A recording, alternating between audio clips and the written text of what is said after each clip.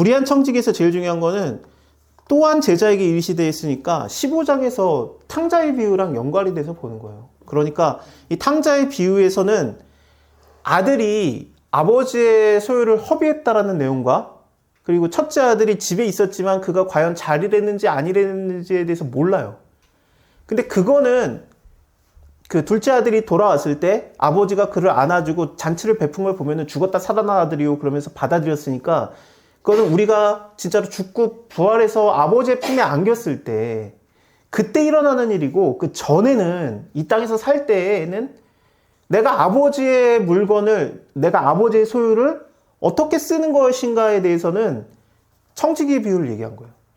그러니까 이거는 좀 더 실생활 우리의 생활과 가까운 거죠. 그때 우리가 지금 이 세상에서 살 때 내가 하나님 아버지를 아버지라고 모시지만 내 마음이 어떠냐? 아버지라기보다는 나는 그냥 청지기에 가까워요. 주인과 종의 관계에 더 가깝잖아요. 우리 생각 자체가. 그래서 그 종으로서 일할 때 나에게 그 청지기로서 하나님이 맡겼는데 그 청지기라는 것이 내가 갖고 있는 것들 모든 것들이 다시 사실은 아버지 거라는 거거든요. 근데 이거를 그 탕자가 그 허비했듯이 얘도 똑같이 허비한 거예요. 근데 아들이면 괜찮은데 주인과 종 입장에서는 이게 괜찮지가 않죠. 그래서 이런 상황에서 어떻게 되냐면 뭐 아버지가 그럼 지금은 뭐 나를 아들로 안 부른가 그게 아니라 내가 하나님의 말씀을 갖고 살 때 내가 어떤 마음가짐이어야 되는가를 좀 보여주는 건데 여기에서 말하고 싶어하는 거는 네가 그 내 거 다 허비했다며 그러면서 이제 너는 더 이상 내 일을 못해 하면서 그만하라고 한 거예요, 일을. 근데 하나님의 일은 하나님이 하라고 하면은 하게 되는 거고 하지 말라고 하면 하지 말아야 돼요. 그게 하나님 일이에요. 모세가 아무리 하나님의 일을 하고 싶었어도 하나님 시키지 않았을 때는 그냥 아무 일도 아니에요. 근데 하기 싫었을 때는 하나님 시키니까 할 때는 하나님의 일이에요. 하기 싫어도. 그렇죠? 이 교회에서도 마찬가지로 교회에서 목사님이 하나님의 일을 할 때는 하나님의 일인데 하나님이 그만하라 했는데 계속하면은 이제 세습 문제로 일어나고 문제가 생기는 것처럼 하나님이 그만하라고 하면 그만하는 게 하나님 일이에요. 근데 여기서 자기가 하나님의 일을 그만하려고 했더니 걱정이 생기는 거죠. 내가 그러면 뭘 할 수 있지? 생각을 해봤더니 배달을 하자니 오토바이를 못하고 빌어먹자니 창피한 거예요. 이런 상황이 되면 저도 똑같은 생각을 하는 거죠. 그러니까 저도 말씀을 전하다가 하나님이 그만하라고 하면 어떻게 하지?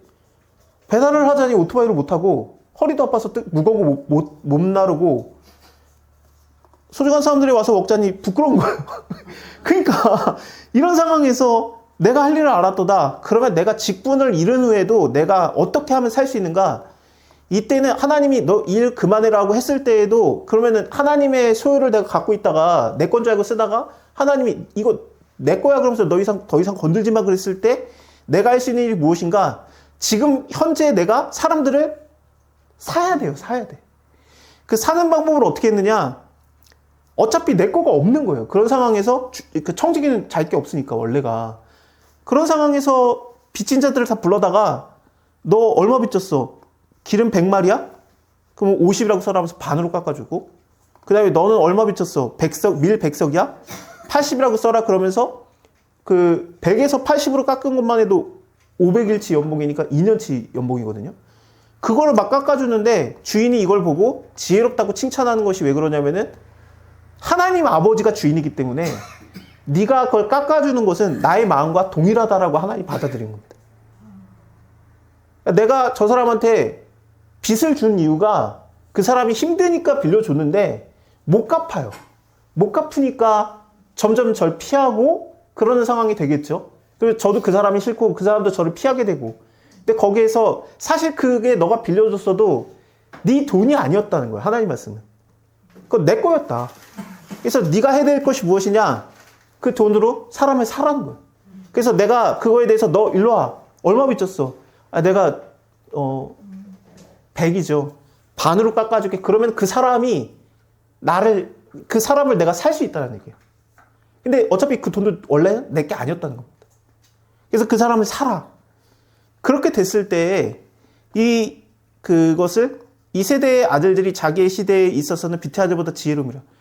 근데 사람들이 그걸 하는 것이 이게 더 맞다라는 겁니다. 그래서 불의한 재물로 친구를 사귀라. 그리하면 없어질 때 저희가 영원한 처소로 너희를 영접하리라. 그러니까 영원한 처소로 영접을 하는 것이, 천국으로 영접을 하는 것이 내가 이 청지기가 불의한 청지기가 하는 게 아니라 여기서 빚을 탕감받은 사람들이 얘 괜찮은 사람이요 하고 같이 영접을 해준다는 얘기예요. 그러니까 소자들이 그들이 나를 같이 저희가 영원한 처소로 너를 영접하리라 라는 겁니다. 그래서 지극히 작은 것에 충성되지 않은 큰 것에도 충성되고 지극히 작은 것에 불의한 자는 큰 것에도 불의하리라. 그러니까 너희가 만일에 불의한 재물에 충성하지 아니하면은 누가 참된 것으로 너에게 맡기겠느냐. 그래서 이 불의한 재물이라는 게 뭐냐면은 하나님께서는 재물을 우리에게 맡길 때 이 재물 자체가 불의하다고 보는 겁니다. 그러니까 돈을 우리에게 맡기는데 돈이 불의해요. 필요하지만 불의해요. 근데 이것도 네가 절절매고 있으면 내가 너에게 어떻게 참된 것을 맡기겠느냐. 근데 우리는 어떠냐?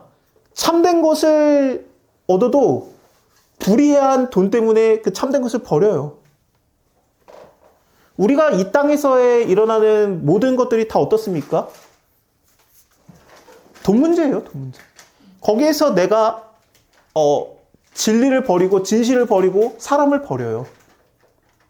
그리고 불의한 재물을 선택한단 말이죠. 그러니까 하나님께서는 그거에 대해서 불의하다라고, 이러면 안 된다는 겁니다. 근데 어차피 그 불의한 재물이 그 돈이라는 것도 그렇고 어쨌든 그것이 너 거가 아니다라는 겁니다. 하나님 말씀은. 그래서 네가 만일에 남의 것에 충성하지 않으면 이건 내 것도 아닌데 내가 막 이걸 막 탐하는 거예요. 그래서 사람을 버려. 그래서 내가 이거를 탐하기 때문에 하나님도 두려워하지 않아. 그러면서 이것을 갖다가 막 쟁취하고 가져가려고 하고 그래서 네 자체가 그거에도 불의하면 그거에도 충성되지 아니하면 너에게 어떻게 너의 것을 주겠느냐. 하나님이 네 거를 내가 맡겨놨어. 너에게 상을 줄 거야라고 기대하고 있는데 불의한 거에도 남의 거에서 충성되지 못하는데 너 거는 못 받는다는 겁니다. 너 거는. 아직 우리 게 없어요. 지금. 현재 하나님께서 우리에게 준 게 없는 거예요. 왜냐하면 다 지금 하나님 거고 우리는 청직이에요. 그래서 내가 아직 받은 게 없는데 이거에서 충성되지 못하면은 앞으로 너에게 줄 너 거는 못 주겠다라는 겁니다. 하나님. 그러니까 불의한 재물에 충성하지 아니하면이라는 게 뭐냐면은 이 불의한 재물로 갖다가 사람을 사는 거예요. 위에서 보면은 계속해서. 그러니까 사람이 먼저냐 재물이 먼저냐인데 우리는 어떠냐면은 재물이 먼저예요. 그래서 사람의 것을 뺏고 훔치고 배신하고 여러 가지의 형태로 이 모든 것들이 나옵니다. 잠언에서 나오는 내용들을 보면은 지혜를 버리고 하나님을 두려워하는 걸 버리고 음녀를 선택했다라고 표현을 합니다. 음녀가 뭐라고 표현된 재물이에요, 재물.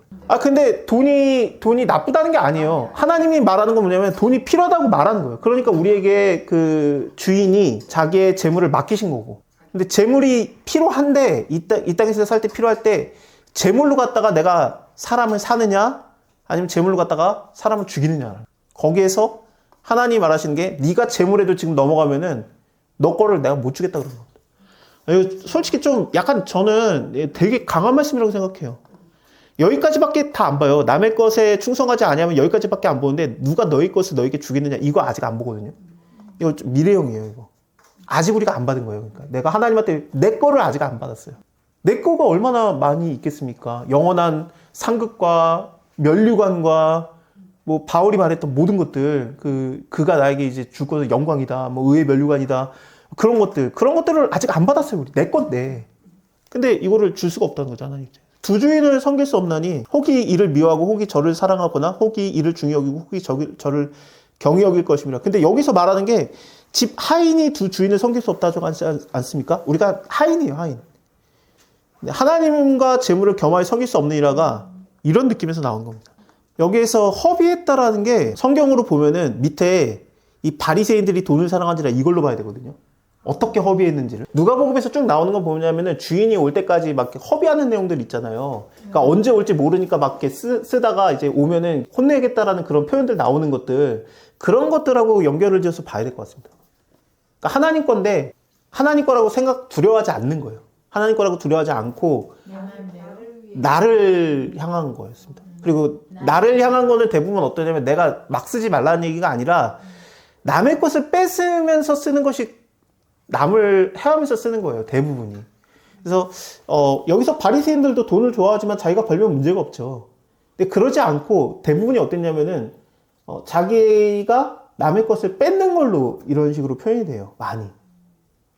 그러니까 우리가 그 돈을 받는 방법이 제가 이제 화요일날 설교 때도 말씀을 드렸지만 사람에게 대할 때 내가 부유해지는 방법이 저 사람의 것을 뺏는 방법이 있고 근데 그걸 하나님이 싫어해요.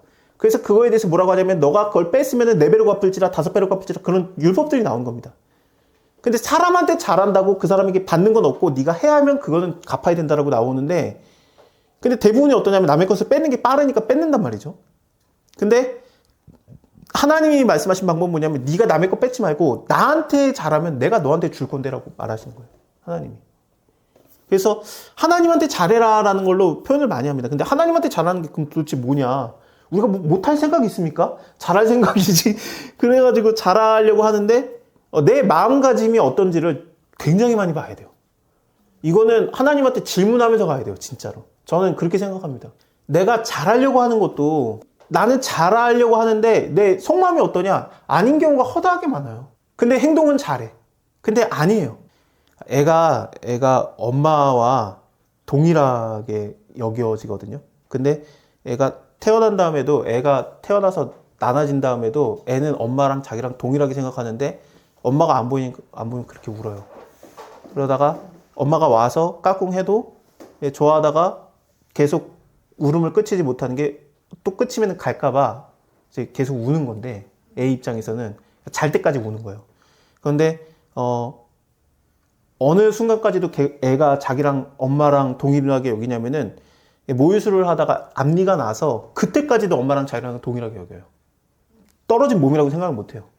그러다가 이게 애들이 막 이렇게 딱 깨물고 웃잖아요. 왜 웃냐면은 아야 하고 엄마가 아파하면은 하지 마. 그러면 왜 웃냐면은 그때서야 배우는 거예요. 엄마랑 나랑 다르구나. 내가 물었는데 나는 안 아프네. 엄마가 아프네. 그 순간까지 그러니까 몇 달에 걸쳐서 엄마랑 애는 애 자체는 나랑 엄마랑 동일하다고 봐요. 엄마 뱃속에 있을 때 심지어 떨어져도 엄마랑 자기랑 동일시 여기는데 뱃속에 있을 때는 엄마의 감정을 다 공유합니다. 엄마가 힘들면 같이 힘들어하고 엄마가 괴로우면 같이 괴로워하고 그 상황에서 가장 두려워하는 게 뭐냐면은 엄마의 두려움, 그러니까 애에 대한 존재에 대한 두려움을 느끼게 하는 건데 예전에는 이런 게 많았죠. 딸이면 어떻게 하지? 그 두려움. 그걸로 애를 낳은 거예요. 근데 딸이야. 그랬을 때 엄마의 좌절 그리고 그 주변 사람들의 생각 그거를 애가 그대로 받아들여. 그렇게 되면 뭐가 되냐면은 두 가지 형태로 나타나는데 하나는 자기의 삶을 부정하면서 살아요. 그러니까 개판으로 살아요. 나는 뭐하러 태어났나. 또 하나의 방법은 뭐냐면은 정말 부모님한테 잘해요. 왜냐면은 자기가 태어난 것 자체가 죄인이기 때문에 엄마 아빠의 기대를 버린 자기 때문에 나는 이제 엄마 아빠한테 죄를 갚으면서 살아야 된다라고 살아요. 그 사람은 엄마 아빠를 무조건 따라가는 효도가 됩니다. 효녀가 됩니다. 효자. 나중에 처음에는 내가 태어났을 때 얘가 뭐 딸이거나 내가 원하지 않는 애였거나 막 그래가지고 그랬었는데 나중에 지내보다 보니까 얘만한 효자가 없어. 그게 사실 애를 죽이는 말이에요. 너는 계속 이렇게 살아야 돼를 가리키는 거죠. 얘는 한 번도 자기의 사랑을 내가 아무것도 안 해도 사랑받을 수 있는 존재라는 걸 한 번도 못 느끼고 살아가는 거예요. 심지어 그 부모님이 죽어도 그렇게 살아요. 왜냐면 그 감정만 남아있고 어렸을 때 만들어진 각인된 감정이기 때문에 내가 왜 이렇게 사는지도 몰라요. 근데 나는 그렇게 살아야 된다라고 알고 있는 거예요. 죄인이야. 이렇게 살아야 돼. 그 엄마 아빠가 이제 죽었으니까 그렇게 안 살아도 돼 라고 말해줘도 이해를 못해요. 평생 그렇게 살았으니까. 그 사람들은 최선을 다해서 남을 위해서 살아요. 불쌍할 정도로. 죄인으로 산 거예요. 나는 어머니가 아들로 태어나기를 원했고 목사님을 만들길 원했는데 나는 딸로 태어났구나. 내 삶 자체가 죄인이 돼요.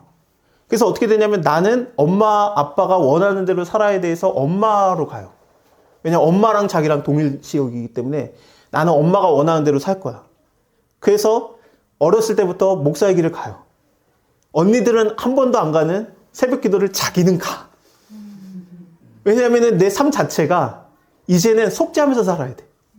그러니까 새벽 기도를 어렸을 때 나도 안 갈래요 그러면은 안 갈 수 있는데 한두 번 그냥 땡깡 부리면은 그래 그럴 텐데 아니야 난 가야 돼.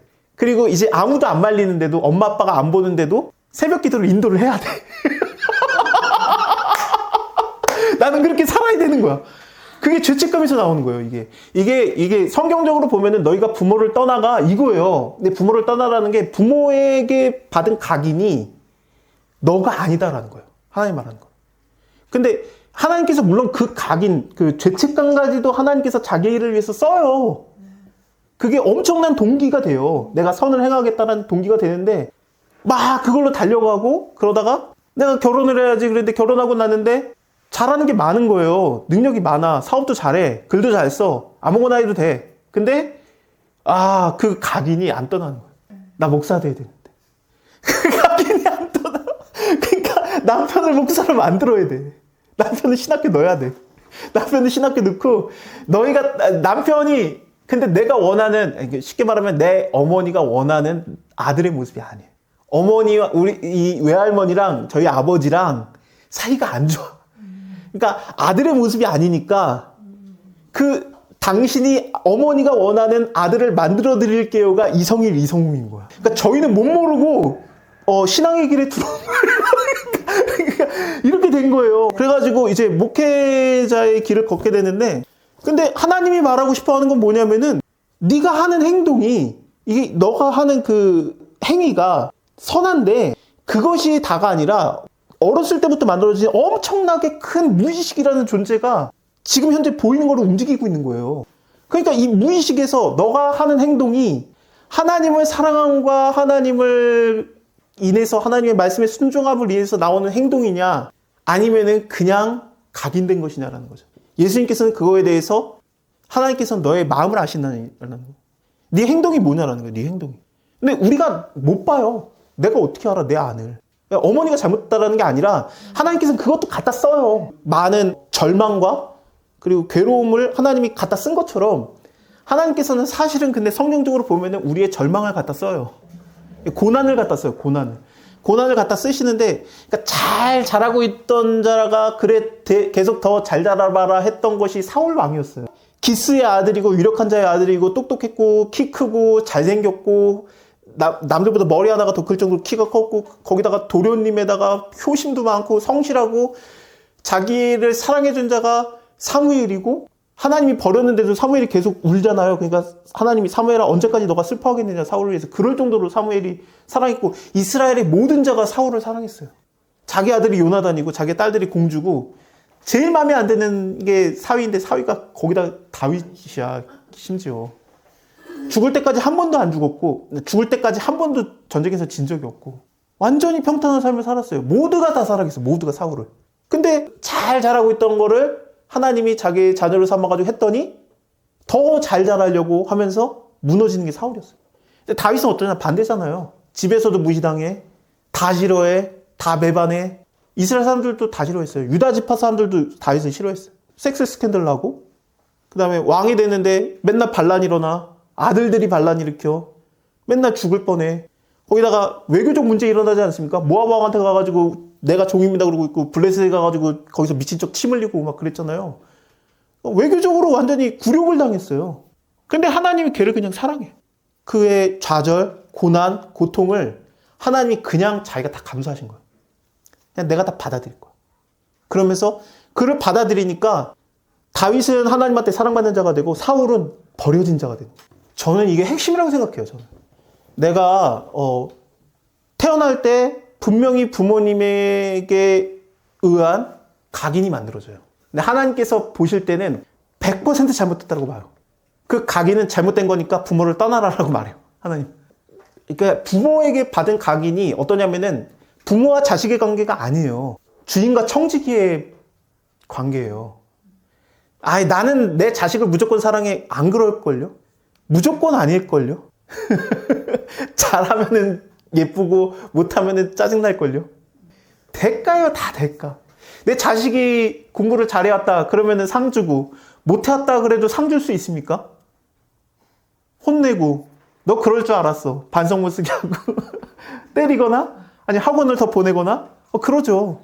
저는 제가 성경 공부 가르쳤던 분 중에 자기 아들이 그 40점을 맞아왔다고 너가 어떻게 40점을 맞았니? 와, 대단하다. 롯데월드 갈까? 그러면서 롯데월드를 데려갔다는 얘기를 듣고 제가 충격을 먹었어요. 아니, 40점을 받아오면은 죽는 날 아닌가? 근데, 어떻게, 난 너 40점 못 받을 줄 알았어. 어떻게 40점을 받아니? 롯데월드 갈까? 롯데월드를 갔다 왔대요. 저게 참 부모. 참 부모. 아무런 대가를 안 요구하는 거예요. 청지기가 아니야. 내 자식이 청지기가 아니고 그냥 자식으로 탕진하고 왔는데 안아주는 게 아버지라고 성경에서 나오는 거예요. 근데 우리는 못 그래요. 왜냐면 그렇게 못 배웠어, 우리는. 그러니까 하나님께서 말하는 게 뭐냐면은 너가 잘한다고 내가 받아들이는 게 아니고 네가 못한다고 내가 버리는 게 아니고 그게 다윗과 사울이었습니다. 너가 그래서 그런 게 아니고 내가 그냥 너를 받아들였어. 구원도 내가 너를 대가 없이 받아들이는데 일을 할까 보냐? 그러면서 그냥 받아들이는 게 하나님 아버지예요. 근데 우리는 안 그래. 내가 잘했으면 하나님한테 대가를 받아야 되겠고 못했으면 벌 받을까 봐 두려워 떠는 것이 인간의 모습이에요. 그러니까 하나님을 섬기는 게 그렇게 어렵지. 그러니까 내가 하나님한테 이렇게 잘했는데 하나님 나한테 어떻게 이럴 수 있습니까? 내가 하나님한테 못했으면 이제 죽겠구나. 물론 하나님이 체열하거나 징계하는 게 나와요. 자기 자식이니까. 근데 남의 자식이면 버려둔다라고 나옵니다. 오히려 죄를 져도 내가 너를 버려둔다. 베드로 전후서에 나오는 말씀 아닙니까? 그들이 계속 그 탐욕에 물들어 있을 수 있도록 내가 그들을 못 나오게 가다뒀다라고 말하잖아요.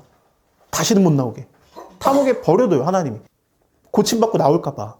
그래서 하나님이 그렇게 자기 자식을 치는 건 있는데 어쨌든 하나님은 나에게 값없이 주는 하나님이에요. 그게 하나님 아버지. 이게 어렵지. 저는 그래서 솔직히 어머니가 좀 자기를 위해서 살았으면 좋겠어요. 그렇게 어렸을 때 나는 잘해야 된다라고 죄의식에 각인된 사람들의 그 대표적인 게 어떻게 나오냐면은 주변 사람들이 되게 좋아해요. 그냥 자기를 위해서 다 희생해 주거든. 근데 가족은 미치려고 그래. 자기를 버리고 남들한테 다 해주거든. 그게 미치려고 그래요. 그래서 가족들 입장에서는 제발 좀 그만해요 하고 남들은 아이고 우리 그게 돼요. 이제는 어머니를 위해서도 좀 사세요. 맛있는 것도 먹고 남들이 찾아와도 오늘은 오지 마세요라고 거절도 할 줄 알고 제발 좀 그러세요. 그러면서 그래도 안 될 거예요. 왜냐면은 그래도 내가 널 사랑한다는 거를 마지막에 못 들으신 거거든요. 외할머니한테. 외할머니가 이렇게 말했어야 돼. 외할머니가 미안하다 내 딸아 그때는 내가 몰랐어. 그러면서 너가 아들이든 딸이든 내가 무조건 사랑하고 잘하든 못하든 내가 널 사랑하는데 공부를 잘하면은 칭찬하고 공부를 못하면은 혼내고 그런 것들이 생긴 거예요. 이런 상황에서도 네가 열심히 해가지고 목회자가 잘 돼야 되니까 그래서 그렇게 해야 된다라고 했는데 할머니 입장에서 내 엄마가 어려서 몰라서 그랬다. 미안하다. 난 널 무조건 사랑한다. 그렇게 말해줬으면은 저희 어머니가 아마 그게 굉장히 많이 풀렸을 겁니다. 그랬으면 아마 소중한 사람들 안 했을 거예요. 해도 하나님께 은혜지만 안 해도 하나님께 은혜. 제가 볼 때. 근데 그렇게까지 힘들게 하나님이라 하지 않았을 거예요. 자기를 위해서도 살았을 거예요. 그러니까 먼저 그의 나라와 의를 구하라 그러면 더하시리라가 그게 이거는 쉬는 시간을 가진 다음에 제가 설명을 드릴게요.